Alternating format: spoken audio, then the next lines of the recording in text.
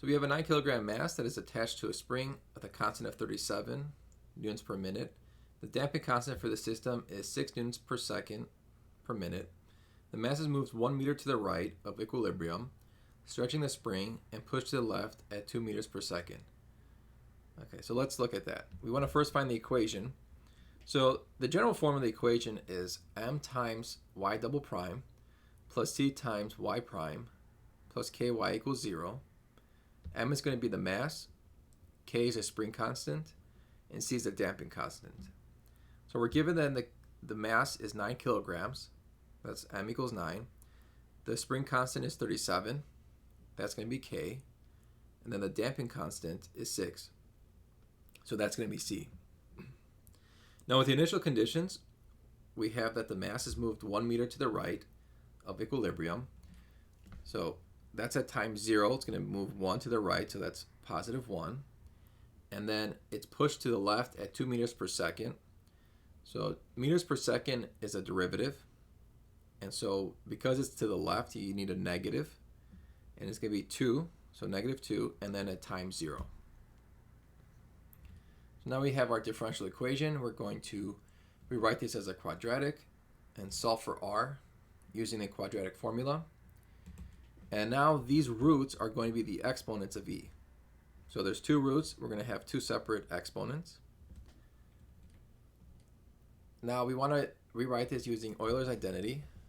So if you have like e to r theta, that's going to be e to the r times the quantity cosine theta plus I sine theta.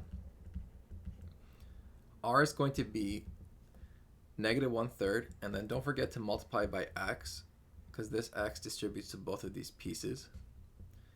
And then theta is just 2x. You ignore the I there. And actually, it's plus or minus 2x because this one is a negative. So we have 2 positive and a negative. Okay, so first one, I plug in the positive 2x. And then when I do the negative 2x, recall that cosine of negative 2x is cosine 2x. And then sine of negative 2x is just negative negative sine 2x. So the negative comes out in front. So that's what I did over here. So now we just need to combine these two. And basically, you have e to negative x over 3 cosine 2x over here. So when you add these, you factor that out, and you're left with c1 plus c2. And then with sine 2x, you have I sine 2x, I sine 2x. You have c1 again, but then here you have to multiply c2 by the negative. So that's how you get the c1 minus c2. And of course, don't forget the e to negative x over 3 as well. Now c1 plus c2 is a constant. And then so is I times c1 minus c2. So you have to include I in this constant as well.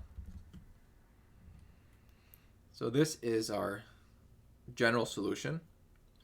Now you want to use the initial conditions. So we're going to let x equals 0, y equals 1.